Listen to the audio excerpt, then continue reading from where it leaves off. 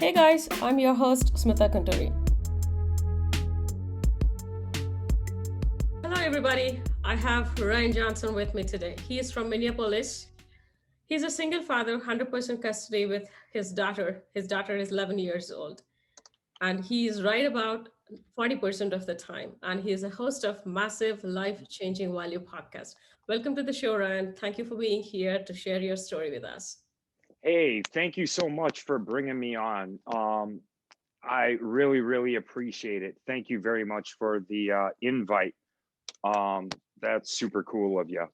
All right, so let me get into it and tell you a little bit about me. Yeah, like the introduction, thank you so much. My name is Ryan J. I'm a single parent. I live in a quaint little town outside of Minneapolis, Minnesota. My daughter's 11. I have I have whole custody, 100% custody of my daughter. So that's cool. And that's actually kind of unusual, Yeah, especially in the state of before you especially in the state of Minnesota. sorry to stop you. Before you go further, I just want to say, like, I have a massive respect on you. Listening to that you are 100% custody of your daughter. Not many of male figures will have the custody of their children like 100%, and they are like just dedicated themselves or like their lives to their kids. Like, so I'm really honored to have you here, and I'm super excited to hear your story too.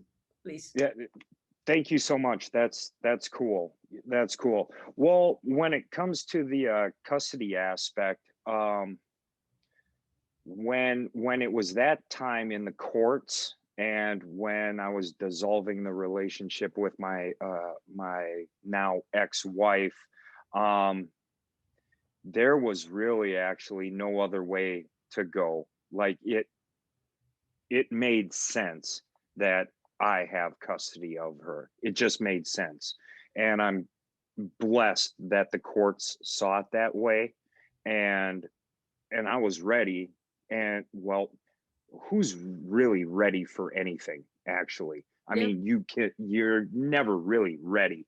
But I was looking forward to taking on that opportunity and being a father. And well, yeah, you can do it with with your significant other or spouse or what have you, and I guess that's apparently ideal, but man, sometimes life doesn't work out that way, Yep. and mine didn't. But here's what it looks like now. So me and my daughter, or my daughter and I, have a great time right now, and it's a wonderful relationship, and I'm truly grateful that I have custody of her. I really take it on as my responsibility to, like, just do the best I can in raising her as I see fit, Yep. and I take that on, and it's serious stuff. Now I suppose in one aspect or another you could look at it that because I am not involved in a dating relationship, nor have dated since my divorce, Hmm. I kind of like think I'm a busy guy, but I have other people that have questioned, like, well, why don't you get out there and date? Yep. Isn't it about time now? Don't you think it's time? Honestly, I haven't even actually thought that part through Hmm. because I'm I have to take care of myself. I am a busy guy. I'm the host of this podcast. I own a company. I run two businesses, and I'm raising my daughter by myself. So yeah, I got a lot going on here. I Hmm. got a lot going on, and I'm trying to do the best I can in every single area. And for me, well, uh depending on how you look at it, I'm just kind of prioritizing what needs to be prioritized. And first and foremost, I got to take care of myself, because if I don't take care of myself, I can't take care of my daughter. Yep. And if I can't raise my daughter, then God knows what happens in that situation.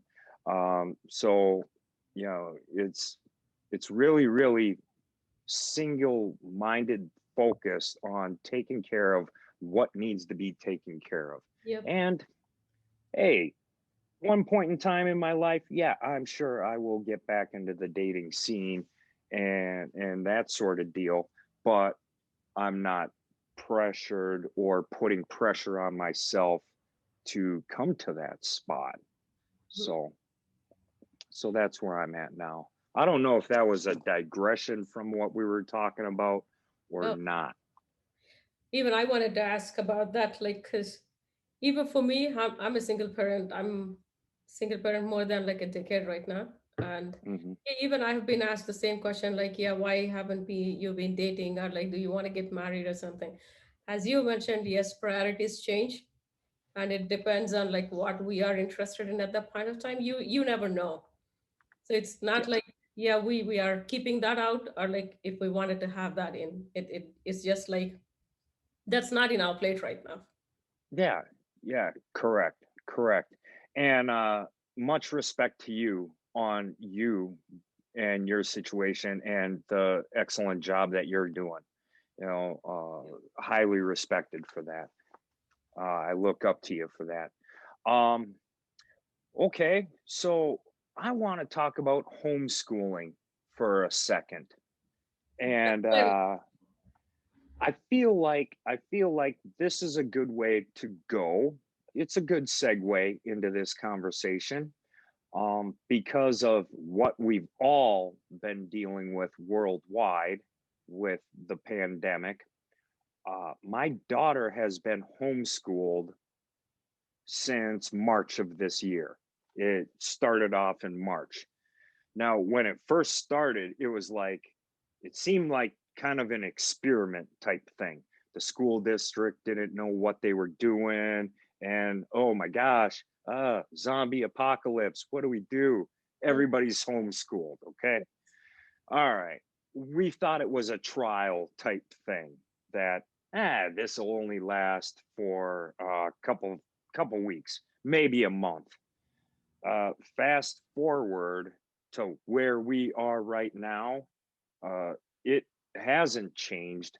I see no end in her actually going back to a physical school. mm, It it could quite possibly, there is a chance that she may never go back to school again. You never know. You never know. And so, um, learning how to adjust to become like now all of a sudden I'm a principal and I'm a homeschooling dad. Like, oh, wow. That's kind of like going back to school for me myself. But all in all, it's been a very, very enjoyable journey for both my daughter and I. Um, a lot has been accomplished. A lot has been, there's been disagreements someday for sure. It doesn't all go well. yeah, of course. Uh, Here's the thing I like about homeschooling that is kind of a hidden aspect that I did not think that was going to show up. I'm able to teach my daughter what I didn't learn in school at that age. Hmm. And so looking at where I am in my life right now and the skill set and the things that I've had to learn outside of school Hmm. that have actually made an impact and made a difference in my life Hmm. that wasn't taught in school, I'm able to recognize that and put that in place for my daughter's education right now because I'm the principal and I'm the director of this ship. So it's that insight of being able to tailor fit her education curriculum. And now now I'm not talking about anything like far off or like crazy concepts. Like I'm talking about, like, here's a simple example of like what I was teaching her today. Now, yes, she goes to math class and she logs in and there's video presentations, and you're you're learning math. But looking back on my experience, I was never taught the correlation between how math works, how money works, Yes. and the similarity, and what interest is, and what debt is, and the whole aspect of, well, being financially um, educated, I suppose, Mm, was never taught to me in school. mm. Maybe I didn't take the right classes, maybe I didn't pay attention. That could be it, but I don't, or maybe I skipped that class. I You don't I have know. learned. So yeah, I I'm I right don't there know. with you. So it's one of those adulting type things that you figure out as you go along. Well, I'm just trying to skip that whole step and teach it while she's still 11 and has a better grasp on it. How So are you able to, homeschooling. sorry. Oh, go No, ahead. how are you able to like adjust your timings, having her like full time at the house and you having businesses? How are you able to like adjust those things? Well, that is a good question. That's an excellent question. I have to be extremely focused and disciplined with my time. Mm, Extremely yes. focused and disciplined with my time. And it all comes down to adhering to a schedule. It comes down to making sure my week is 100%, well, as best I can to 100% plan out my week. Um, and preparing the night before for my next day, and not and having control of my day versus being reactive to the day. Yeah. Yes, of course, things come up in life that need immediate attention. But for the most part, if you look at your week, you know what is scheduled and what needs attention, and focusing on your must do list and your to do lists, and that sort of thing. And if there's certain appointments, doctors, or if you have meetings with teachers or what have you. You know all this beforehand. Me, I like to be very, very diligent and scheduled so that I can keep myself on track and not be surprised by the day, Yep. Yep. and have control of my day. And that's literally how I have to do it. Like I got to do it that way. Got it. When you're mentioning about the doctor appointments, I just got an interesting question. Like, if she is sick, obviously, yes, you are there to take care of her 100%. But are there any scenarios that you are sick and she's completely fine? How do you manage that kind of a situation? Oh, gotcha. Now, I don't want to toot my horn that I'm a one man band and I do it all by myself and anything like that. No, of course I have a support system. Of course, my family is there, and they aid and assist when need be. Um, so in that particular isn't instance that you're bringing up, you know, my sister just bought a house 2 years ago in the same neighborhood that I live in. Uh, So, like, literally, my daughter can ride her bike 3 minutes and be at my sister's house. My uh, niece and nephew come over quite often. My nephew likes to hang out at my house and play Fortnite on this huge screen TV. And I think that's exactly why he comes over.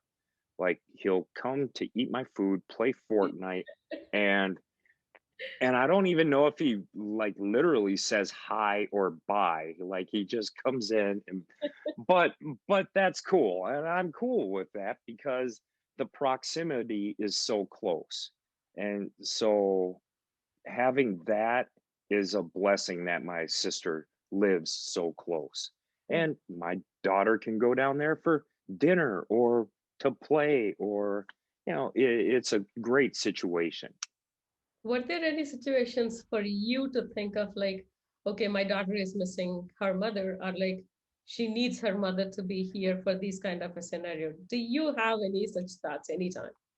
Oh yeah, oh yeah, they run through my head constantly. um well, she's 11, she's gonna come into the puberty stage. Ugh, I know.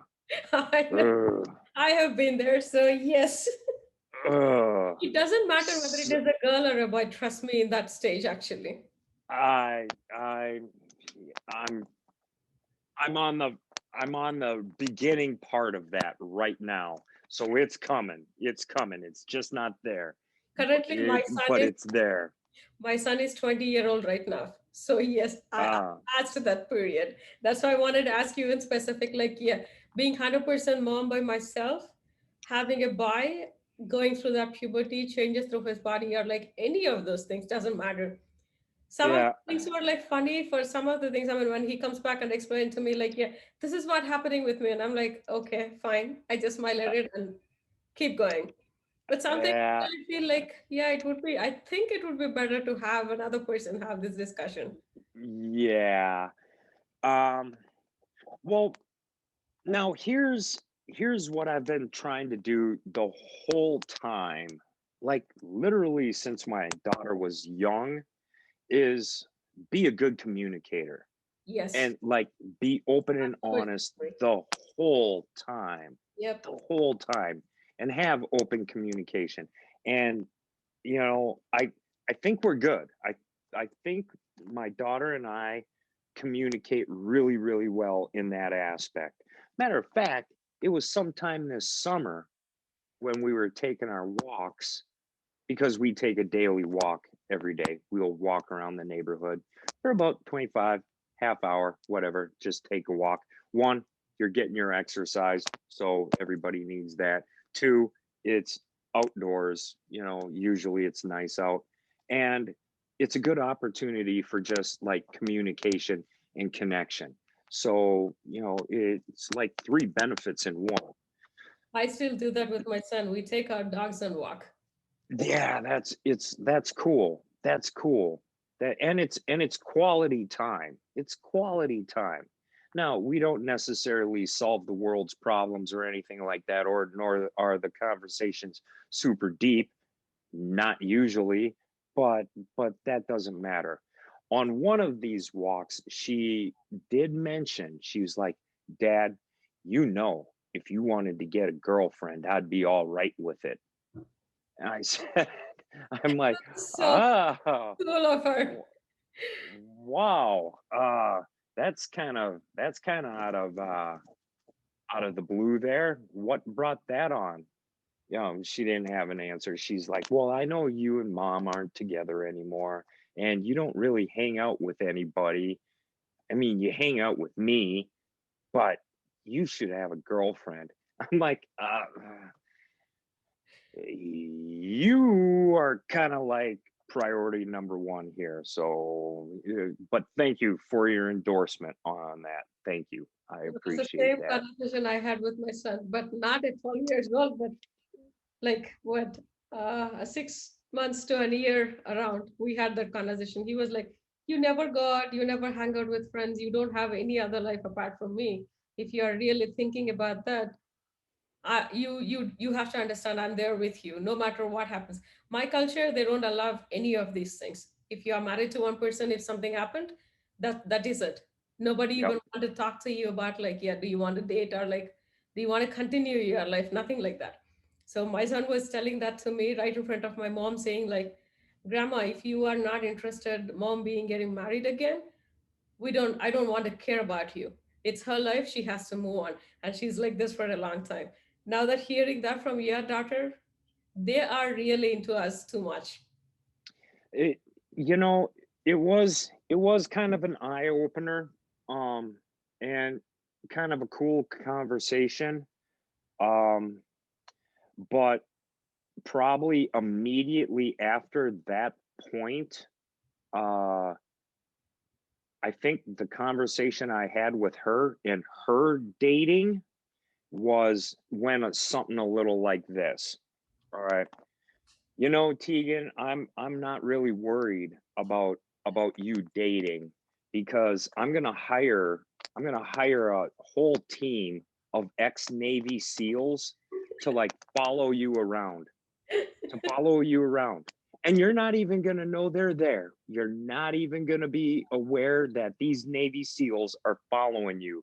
Matter, it's not you, it's the guy that you're with. All Exactly. right. And these Navy SEALs are like slicker and more sneaky than ninjas. So you're not even going to know. Oh And my. so that's how my conversation went with my daughter on her dating. So Yes. I did not give these kind of lines for my son. It is because it is a boy.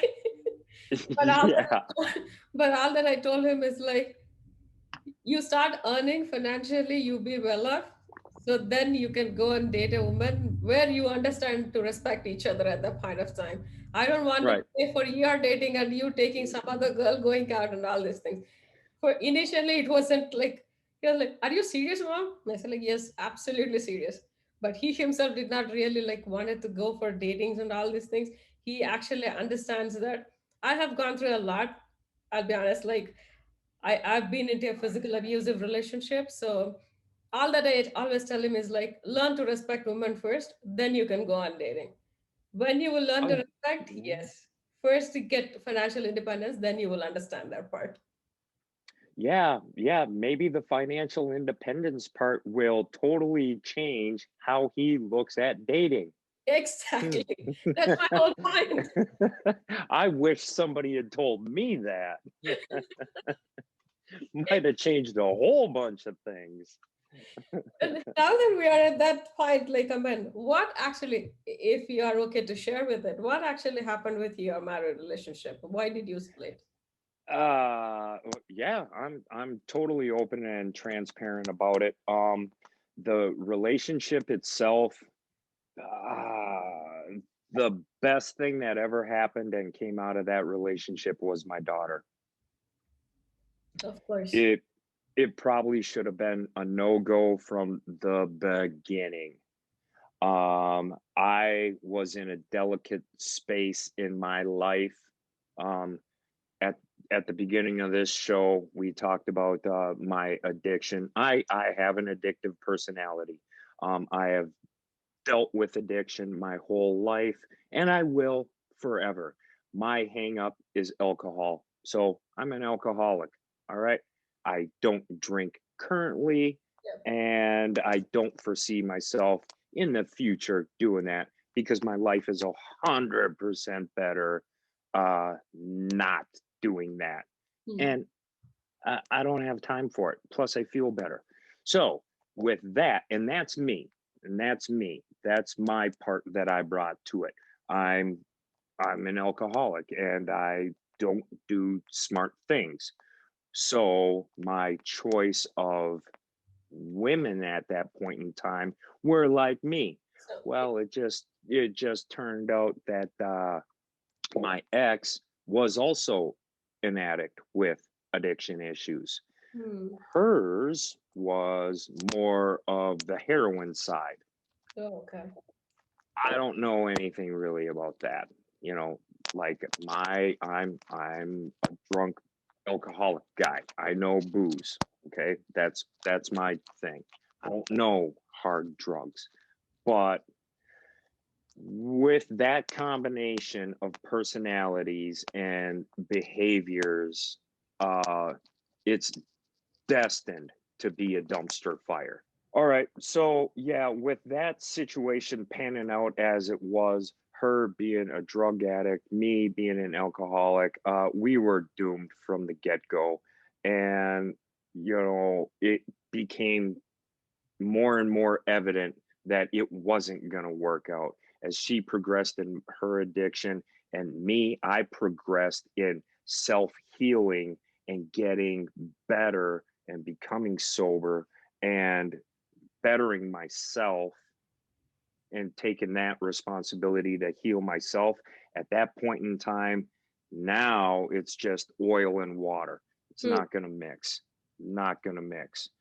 So I filed for the divorce. It was pretty straight and cut cut to the chase kind of deal. Evident that it wasn't going to work out. When the courts looked at it, they were like, "Well, you make the money. You're the sober person. You have the job in the house and this and that." All right, you see, yeah, it kind of makes sense that you should be taking care of the kid. The interesting thing that happened though during that is like she gave up everything. Like Hmm. didn't want visitation, Wow. didn't want anything to do with it. Like gave it all up, Hmm. Interesting. which I thought was kind of like a head scratcher.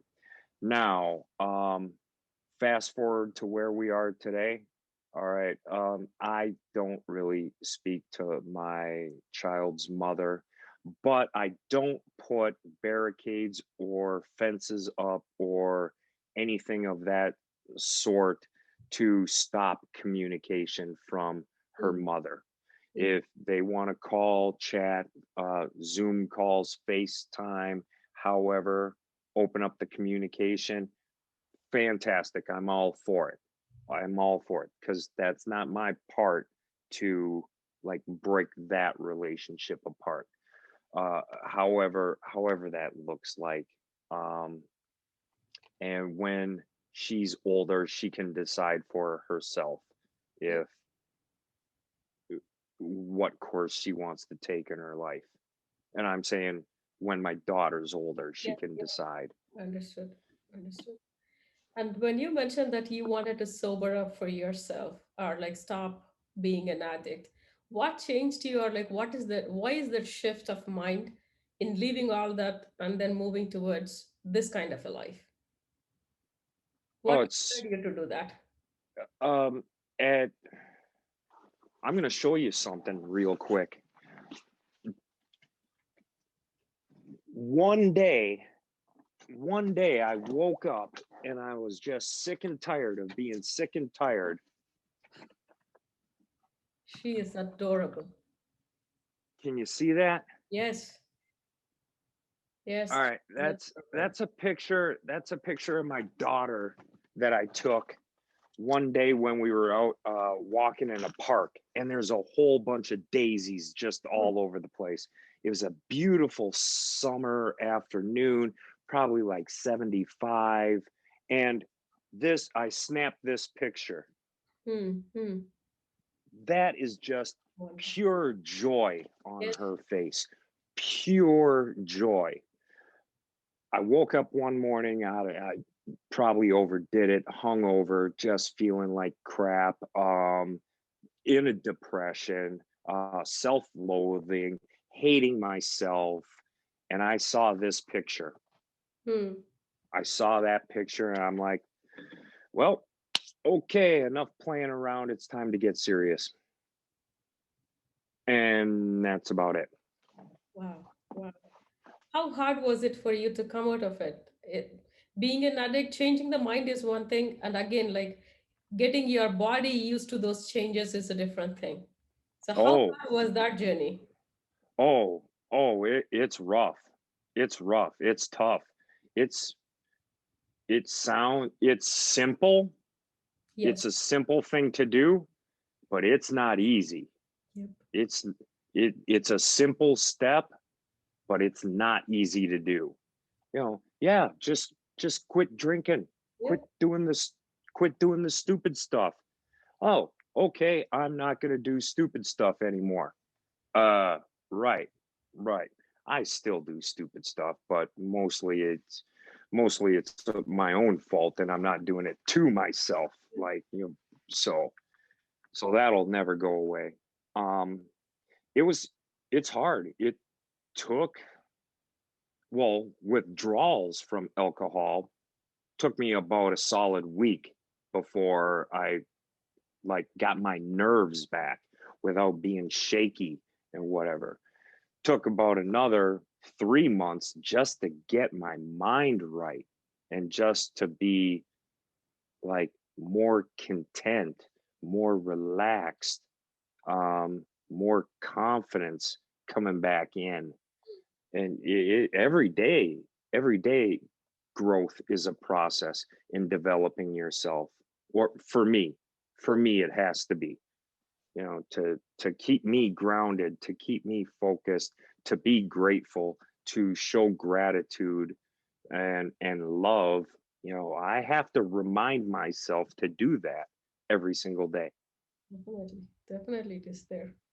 And how you build your businesses after coming out of these places, or was this there before itself and you have grown into it now?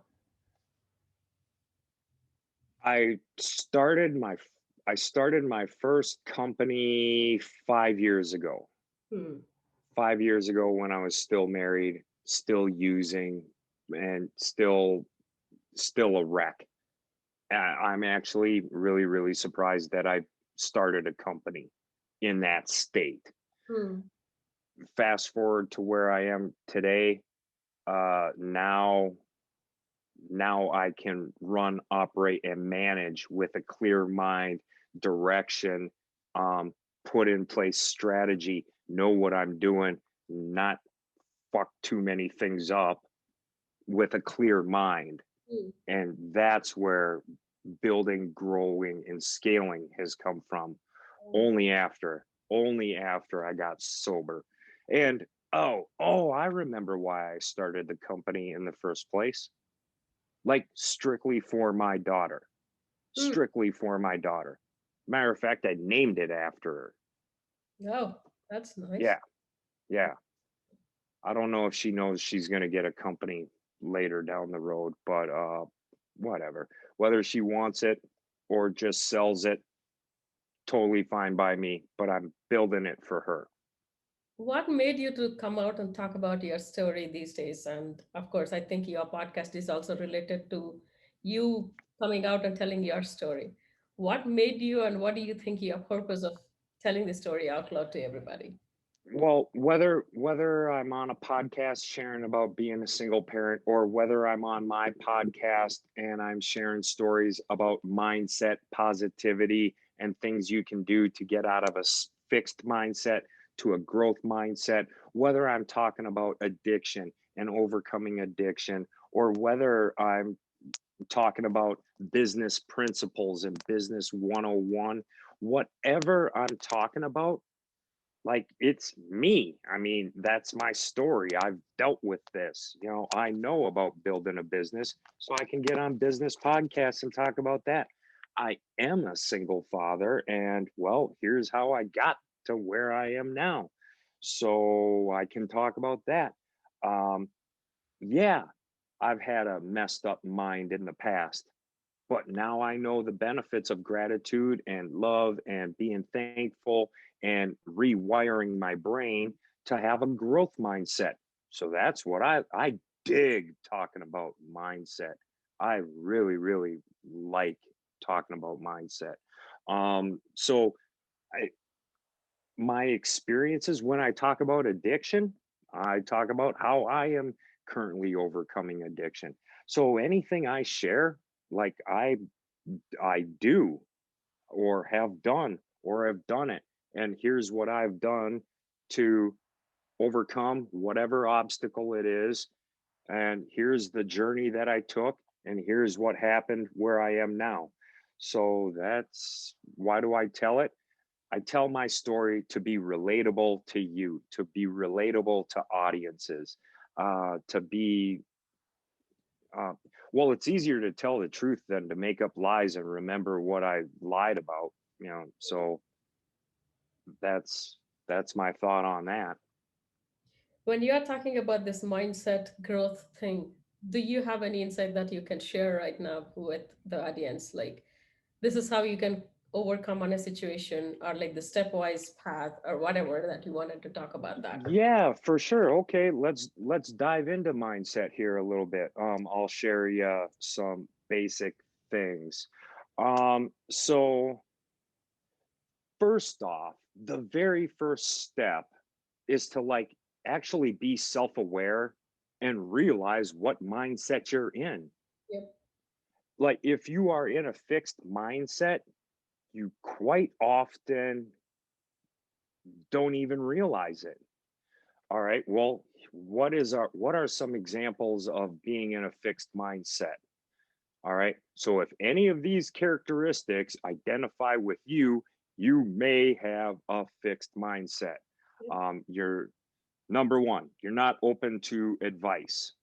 You're Mm. not open to opportunity. You rather be right than have any type of direction or criticism, whether that be positive or negative.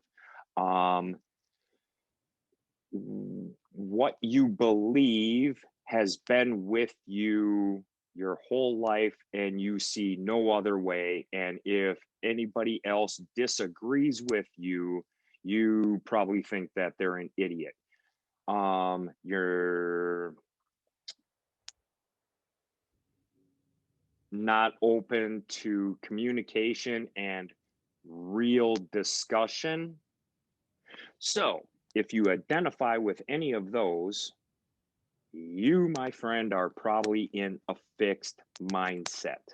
Mm. Oh, if the friends that you hang out with, if they're talking about the same problems and the same situation and the same story that you talked about 6 months ago, Yep. last year, 2 years prior, if the same conversation with your best buddy and the people that you hang out with, if they're talking about the the same problem 2 years later, and you are probably talking about the same problem that you did 2 years ago, you have a fixed mindset. Now, I am going to give the listener hope. Once you identify that, know that you can change. You Yeah. can change. Just because you have a fixed mindset, it's not your fault. Yep. It's not your fault. You weren't born into a fixed mindset. It has been cultivated throughout how you were brought up as a child, whether that be with your aunts, uncles, two-parent household, single-parent household, in an orphanage, raised by wolves. It doesn't matter. That's gonna be part of how you how you believe, how you think, your attitudes, and then your attitudes transmute into your actions. Yep. All right. So that's no fault of your own. Okay. But realize that, yeah, all right. Yeah, my childhood was kind of messed up. Well, here's a shocker. If your childhood wasn't messed up, you're not normal. To have a messed up childhood is probably normal. Yeah. you know to have everything go your way all the time, that, my friend, is not normal. So we all have some sort of baggage or some sort of um uh different degree of bad things that happen in our life. Now we can live in that, or we can be like, well, you know what, that could have been better. Boy, that situation sure sucked, but you don't have to live in it. It's not your identity. It's part of your story, and it's part of who you are, what you're doing presently in this day. Now, whether you use your past and your story as um,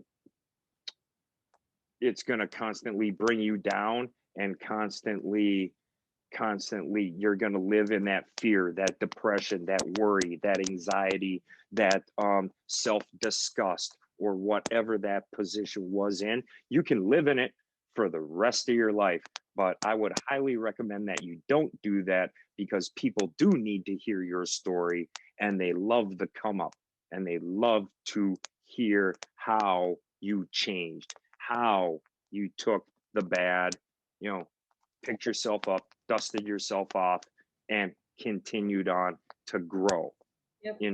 into who you are. And and like, it's like the movie Rocky.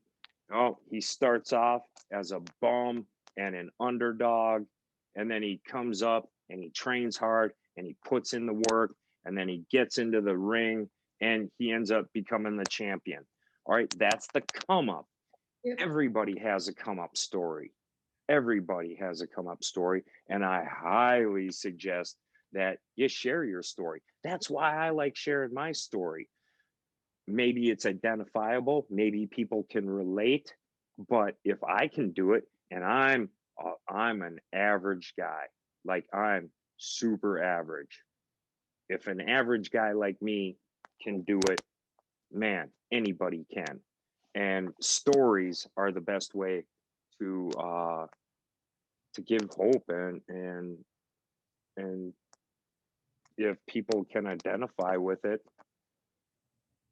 you know, if it touches one person and then they decide to change their life for the better, then Yep. it's worth it. Okay, thank you for tuning in, and you can find me on all the socials at Smitha Gunturi and the show notes for any resources mentioned. See you next week. Take care.